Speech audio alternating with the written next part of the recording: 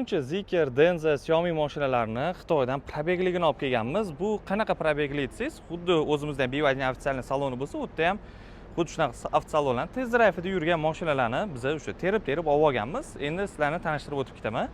Hammasi bilan hamda narxlarini ham aytib o'tib ketaman. 2025-yilda ishlab chiqarilgan Zeekr 001 UZ Sport diskalarda turibdi. Pnevmalari bor. Tomi qoraydi. 2 ta motor 3 sekund. 2025 1-oy.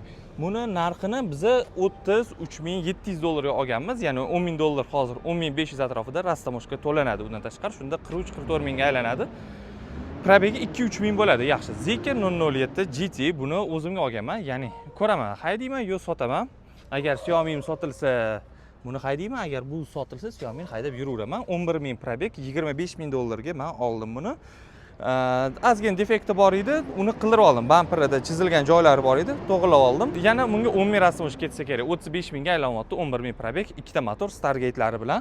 Bu yerda Zeekr 7X buni $26,500 ga olishgan. Pnevma podveska, 2 ta motor, reparatsiyali bo'ladi.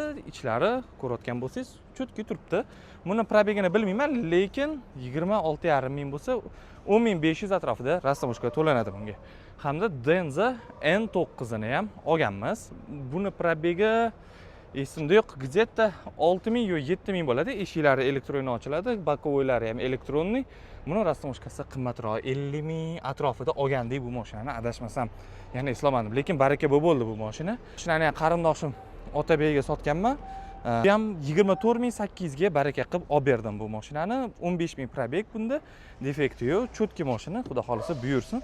Rastamoshkasini to'la olsa haydab yuradi. Bu yerda yana bitta Zeekr 007 GT mashinasi. Bu 6 ming probeg edi, adashmasam, hamda 26 mingga olingandi bu mashina. Bu yerda yana Zeekr 007 GT, 2 ta motor, hammasi Stargate'lari qo'shilgan, R20 diska. Bu ham oq salon. Buni eslolmayman nech pulga olinganini, lekin bu yerda Xiaomi U7 Max karbon paketda. Mashina probegi 6 ming. Karbon ko'rayotgan bo'lsangiz, Michelin mamyolar ham karbon, kapot elektronniy ochiladi. Ichini ochamiz, karbon, hamda rullari ham karbon. Bu mashinaning narxi 44 mingga olindi, ya'ni 11 ming to'lansa 55 mingga shu mashina tushsa kerak hozir. Boshqasi oshib ketmagan bo'lsa. Sizga ham shunaqa yurgan mashina kerak bo'lsa yoki yangi ham olib kelib beraveramiz. Telegramga qo'shilib oling, Telegram tashlab o'tiraman.